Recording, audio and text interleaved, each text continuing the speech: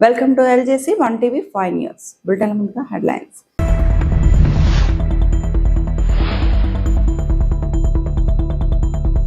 నేతన్న కుటుంబానికి 25,000. నేతన్న సేవలో పథకం ప్రారంభం. AP CM Chandrababu.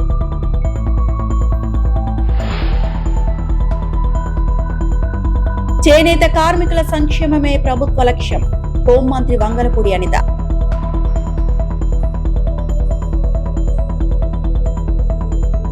జాతీయ చేనేత దినోత్సవం సందర్భంగా ముఖ్యమంత్రి చంద్రబాబు నేతన్నలకు శుభాకాంక్షలు తెలియజేశారు. భారతీయ సంస్కృతిని చాటే చేనేత కళను ముందుకు తీసుకువెళ్తున్న చేనేత కార్మికుల సంక్షేమానికి రాష్ట్ర ప్రభుత్వం ప్రాధాన్యత ఇస్తోందని తెలిపారు.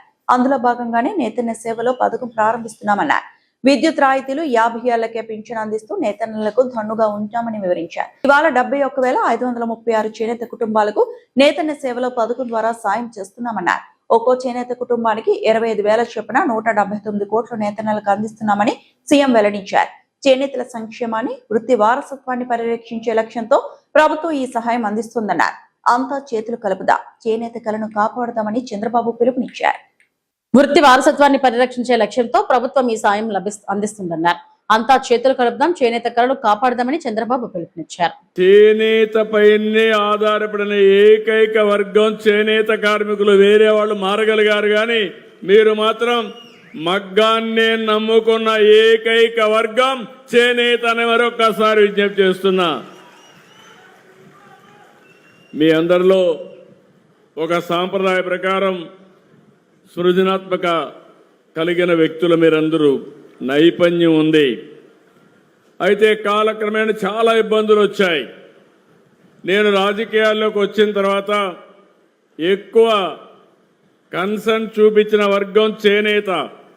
ఇప్పుడు కూడా నేను గర్వంగా చెప్పగలుగుతున్నాను, అపోజిషన్లో ఉన్నా రూలింగ్లో ఉన్నా ఎప్పుడూ చేనేత కార్మికులు తెలుగుదేశం పార్టీకే ఓటేశారు తప్ప వేరే గుర్తు తెలియని వ్యక్తులు మీరు. అందుకే ఎన్నికల ముందు ఒక మాట చెప్పాను. ఆ రోజు ఏ మాట చెప్పాను, 200 రూపాయలు హ్యాండ్లూమ్కి, 500 యూనిట్లు పవర్లూమ్కి సబ్సిడీ ఇస్తా అన్నాం. చెప్పిన మాట నిలబెట్టుకున్నాం. నేను పోయిన టర్మ్లోనే చేనేత కార్మికులు మగ్గం దగ్గర కూర్చొని అందులో వచ్చే కాటన్ అంతా కూడా కడుపులేకపోయి అనారోగ్యం పాలవుతున్నారనే ఉద్దేశంతో 50 సంవత్సరాలకే పెన్షన్ ఇచ్చింది మొదటిసారి చేనేత కార్మికులకి. అదొక కమిట్మెంట్తో చేశాం. 85,000 మందికి ఇస్తున్నాం. మొన్నే పెంచాం. 4,000, 6,000 ఇచ్చే పరిస్థితికి వచ్చాం. ఈరోజు 35 కోట్లు నెలకి ఇస్తున్నాం. 420 కోట్ల రూపాయలు ఖర్చు పెడుతున్నాం. ఇంకొక పక్కన 109 ప్రాథమిక చేనేత సహకార సంఘాలకి క్యాష్ క్రెడిట్ ద్వారా 79 కోట్లు ఇస్తున్నాం. ఇవి కాకుండా స్టాల్ కస్టమర్ డెవలప్మెంట్ ప్రోగ్రాం కింద 10 కోట్లతో 10 చేనేత క్లస్టర్లని ఆమోదింపజేశాం. హ్యాండ్లూమ్ మార్కెటింగ్ కోసం అసిస్టెన్స్ కార్యక్రమంలో చేనేత కార్మికులు నేరుగా అవకాశాలు కల్పించడం, ఇలాంటి అనేక కార్యక్రమాలు ఆలోచిస్తున్నాం. అనకాపల్లి జిల్లా పాయకరావుపేటలో జాతీయ చేనేత దినోత్సవం కార్యక్రమం నిర్వహించారు. పాయకరావుపేటలో నేతన్న సేవలో కార్యక్రమంలో హోంమంత్రి అనిత, అనకాపల్లి జిల్లా కలెక్టర్ విజయకృష్ణన్ ముఖ్య అతిథులుగా హాజరయ్యారు. ఈ సందర్భంగా చేనేత కార్మికులను ఉద్దేశించి రాష్ట్ర హోంమంత్రి వంగలపూడి అనిత మాట్లాడారు. చేనేత అనేది కేవలం ఒక వృత్తి మాత్రమే కాదని, ఇది మన సంస్కృతి, సంప్రదాయం, కళాత్మక నైపుణ్యానికి ప్రతీక అన్నారు. తరతరాలుగా మన చేనేత కళాకారులు తమ అద్భుతమైన నైపుణ్యంతో భారతదేశానికి విశిష్టమైన గుర్తింపును తీసుకొచ్చారని పేర్కొన్నారు. మన జిల్లాలో చేనేత రంగానికి విశిష్ట స్థానం ఉందన్నారు. మన చేనేత కళాకారులు తయారు చేస్తున్న వస్త్రాలు నాణ్యతతో పాటు మన సాంప్రదాయాన్ని ప్రతిబింబిస్తున్నాయి. వారి కృషి ప్రశంసనీయమన్నారు. చేనేత కార్మికుల సంక్షేమం కోసం ఆంధ్రప్రదేశ్ ప్రభుత్వం వివిధ సంక్షేమ కార్యక్రమాలు అమలు చేస్తోందన్నారు. 200 యూనిట్ల ఉచిత విద్యుత్ నేతన్న సేవల పథకం ద్వారా ఈ సంవత్సరం నుండి సొంత మగ్గం ఉన్న ప్రతి చేనేత కార్మికుడికి 25,000 రూపాయల ఆర్థిక సహాయం అందిస్తున్నామని తెలిపారు. చేనేత రంగ అభివృద్ధికి ప్రభుత్వం ఎల్లప్పుడూ అండగా ఉంటుందన్నారు. అనంతరం చేనేత కార్మికుల వద్ద చీరను కొనుగోలు చేశారు. అలాగే చేనేత మహిళలు హోంమంత్రికి చీరను బహుకరించారు. మొత్తం 35 లక్షలు 35 లక్షలు ఫ్యామిలీస్ ఉంటాయండి అన్నారు. అంటే ఎంత అవుతుంది, ఈ మొత్తం అందరికి ఇస్తే ఎంత అవుతుంది అన్నారు. మా అయితే 20 కోట్లు 40 కోట్లు పెరుగుతుందండి.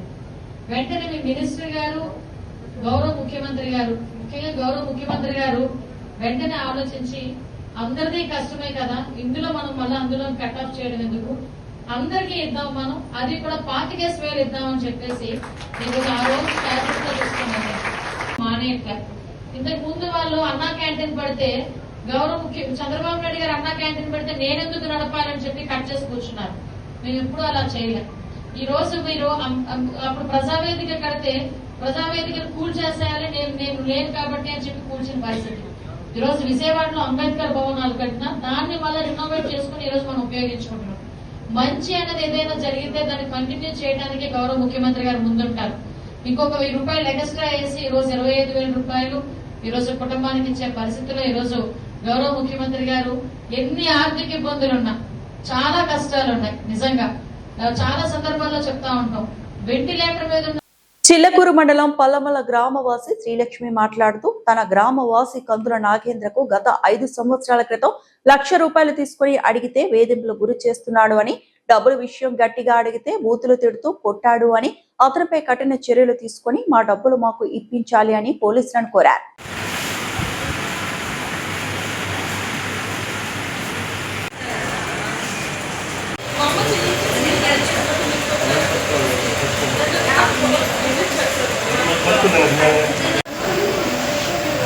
పల్లమాల సార్, నా పేరు శ్రీలక్ష్మి. మా పక్కింటి అబ్బాయికి 4 సంవత్సరాల క్రితం డబ్బులు తీసుకొని అప్పిచ్చాను సార్. మా అమ్మ తీసుకొచ్చి ఇచ్చింది సార్, సొంత మా బావ దగ్గర. ఆ అమౌంట్ తీసుకుని తర్వాత అప్పటి నుంచి 3 నెలలకి మా బావ పక్షవాతం కాలు చేర్చి పడిపోయాడు సార్. 4 ఇయర్స్ నుంచి హాస్పిటల్లోనే ఉండి బ్రెయిన్ స్ట్రోక్ వచ్చేసి బ్రెయిన్ ఆపరేషన్ చేసి చనిపోయాడు సార్. చాలా అప్పులు అయిపోయినాము. తర్వాత పిల్లల్ని కూడా చదివించుకోలేక పిల్లల చదువు కూడా ఆగిపోయింది సార్.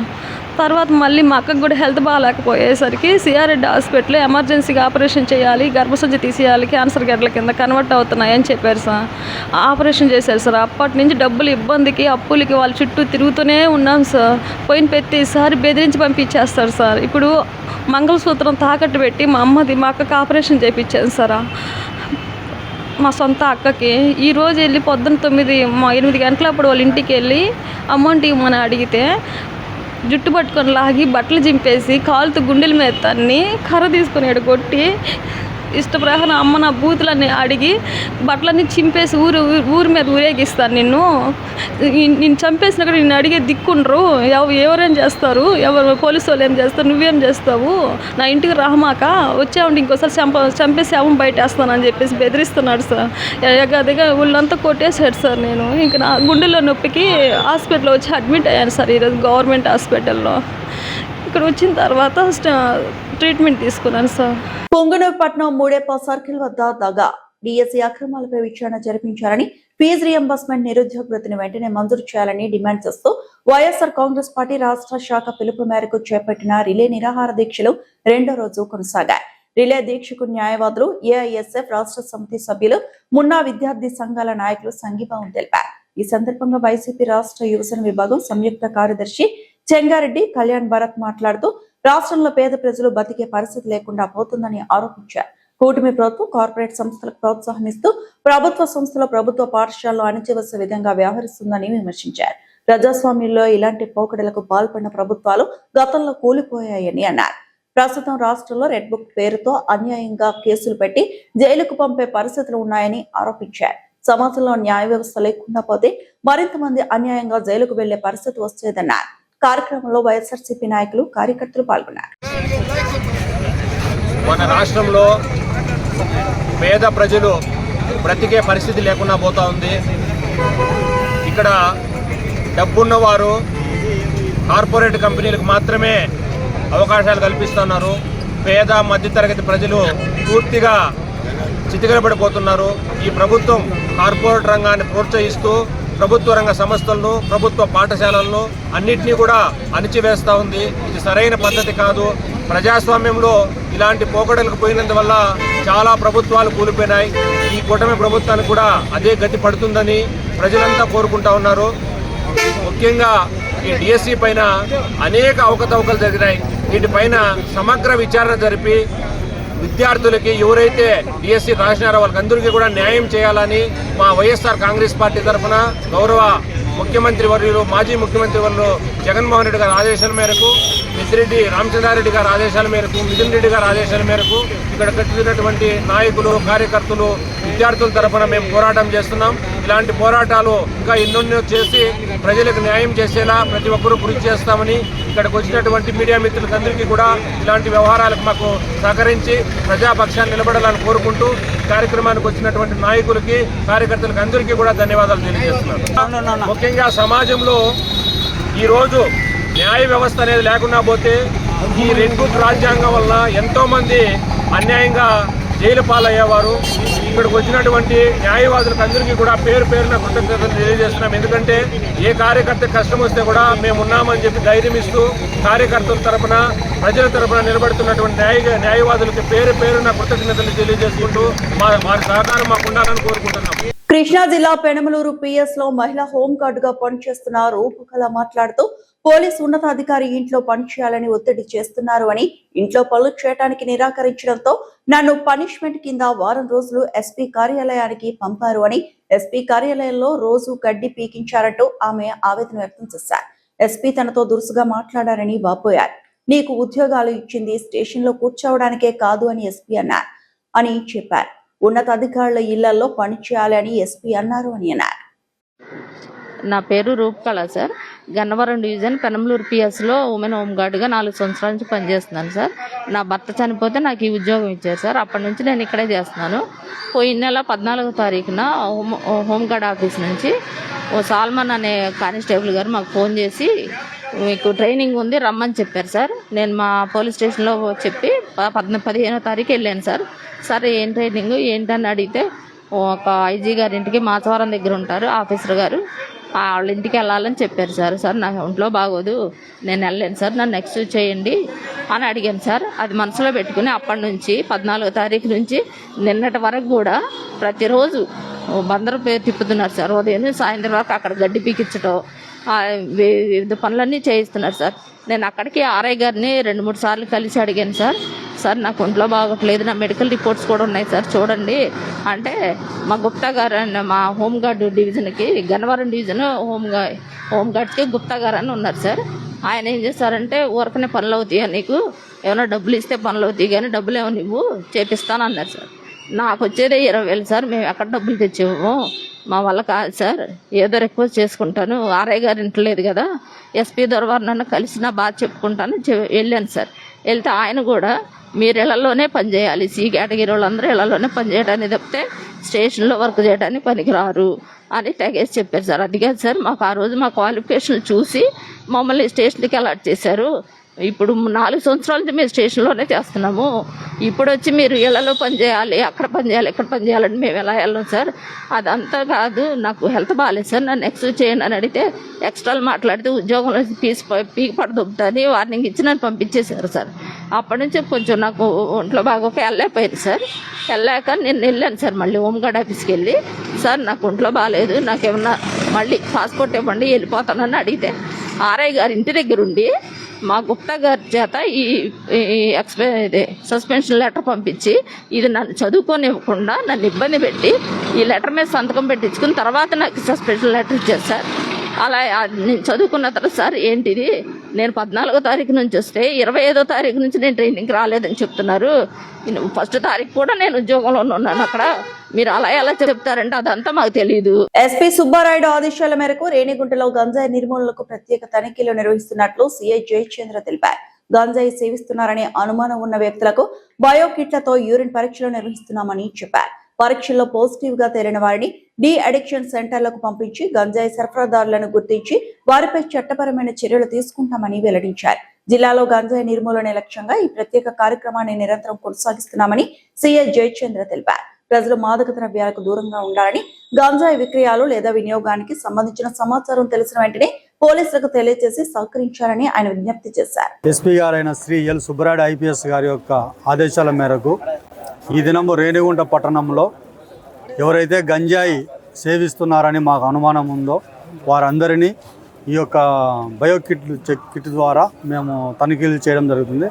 ఈ యొక్క కిట్ల ద్వారా వాళ్ళ యొక్క యూరిన్తో మేము తనిఖీలు నిర్వహిస్తే అందులో ఎవరికైనా పాజిటివ్ వచ్చినట్టుగా తెలిస్తే వారికి సంబంధించి వాళ్ళకి ఎవరు సప్లై చేస్తున్నారు, ఎలా వస్తుంది అనే దాని మీద దర్యాప్తు చేసి దీని యొక్క పూర్తి యొక్క నిర్మూలన కొరకే ఈ యొక్క మేము కార్యక్రమం చేపట్టడం జరిగింది.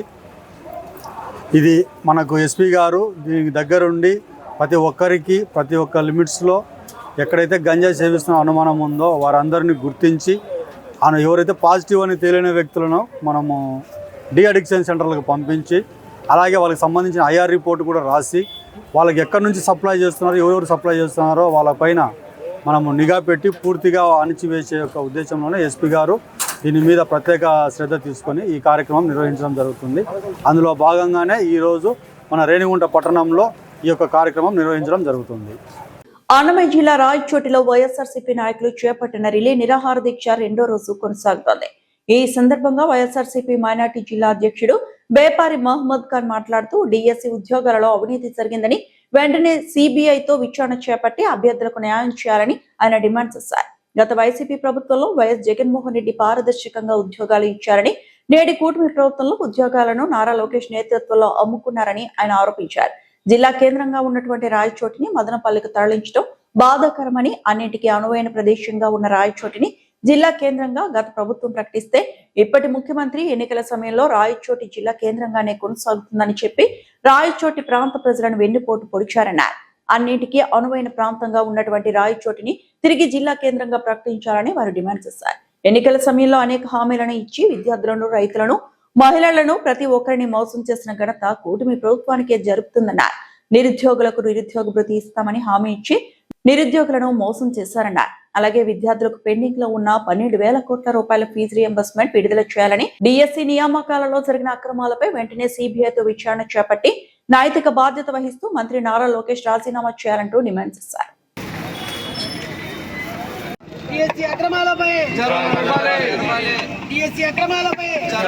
రాయచోటి ప్రాంతంలో మన రాష్ట్ర వైఎస్ఆర్సీపీ అధ్యక్షులు జగన్మోహన్ రెడ్డి గారి ఆదేశాల మేరకు, అలాగే మన మిథున్ రెడ్డి గారు, అలాగే మన శ్రీకాంత్ రెడ్డి గారి ఆధ్వర్యంలో ఈరోజు 3 రోజులు రిలే నిరాహార దీక్ష చేపట్టడం జరుగుతూ ఉంది. దాంట్లో భాగంగా 2వ రోజు రిలే దీక్షలో పాల్గొన్న వైఎస్ఆర్సీపీ నాయకులకి, అలాగే విద్యార్థి సంఘాలకి, అలాగే అనుబంధ సంఘాలకి, ఇక్కడికి వచ్చేసిన ప్రతి ఒక్కరూ కూడా ఈరోజు ఏదైతే గతంలో కూటమి ప్రభుత్వం ఏదైతే వాగ్దానాలు ఇచ్చిందో డిఎస్సి మీద, అలాగే ఫీజు రియంబర్స్మెంట్ మీద, అలాగే నిరుద్యోగ భృతి మీద ఏదైతే ఎన్నికల హామీ మేనిఫెస్టోలో ఇచ్చిందో అది ఏది నెరవేర్చకుండా నిర్వీర్యం చేస్తున్నారు. ఇలా చూసుకుంటే డిఎస్సిలో ఎన్నో అక్రమాలు చేస్తూ లంచాలు తీసుకొని స్పోర్ట్స్ కోటాలు అని చెప్పేసి ఒక జీవో విడుదల చేసి పేకాట ఆడేవాళ్ళని కూడా ఉద్యోగాలు ఇచ్చిన పాపాన ఈ కూటమి ప్రభుత్వం అని ఈ సభాముఖంగా తెలియజేసుకుంటూ అలాగే ప్రజలకు కూడా తెలుపు. అలాగే ఆ జీవోని ఏదైతే ఉద్యోగాలు ఇచ్చిన తర్వాత ఆ జీవోని కూడా రద్దు చేయడం జరిగింది. ఇది ఎక్కడా లేని విధంగా ఈరోజు కూటమి ప్రభుత్వము మనుషుల ప్రాణాలతో, అలాగే వాళ్ళ జీవితాలతో చెలగాటం ఆడుతూ ఉండదు. ఇలా చూసుకుంటే డిగ్రీ చదువుకున్న ప్రతి ఒక్కరికి కూడా నిరుద్యోగ భృతి ఇస్తారన్నారు 3,000 రూపాయలు. అది ఇవ్వకపోగా ఫీజు రియంబర్స్మెంట్ ఏదైతే ప్రతి విద్యార్థికి ఇస్తారన్నారో, కాలేజీలలో స్కూళ్ళు కట్టలేక వాళ్ళు సర్టిఫికేట్లు ఇవ్వకుండా వేరే స్కూళ్ళకి పోతా ఉంటే వాళ్ళకి సర్టిఫికేట్లు ఇవ్వకుండా వాళ్ళకి చాలా ఇబ్బంది పడుతున్నారు. ఈ ఫీజు రియంబర్స్మెంట్స్ ఏదైతే ఉండదో అది కూడా విడుదల చేయాలని ఈ విద్యార్థి సంఘాలు, వైసీపీ నాయకులు అందరూ కూడా డిమాండ్ చేస్తున్నారు. అలాగే చూసుకుంటే మన రాయచోటి జిల్లా కేంద్రాన్ని గతంలో ఎప్పుడు లేని విధంగా చరిత్రలో ఈరోజు ఉండే జిల్లాని ఈ వార్తలంతటితో సమాప్తం.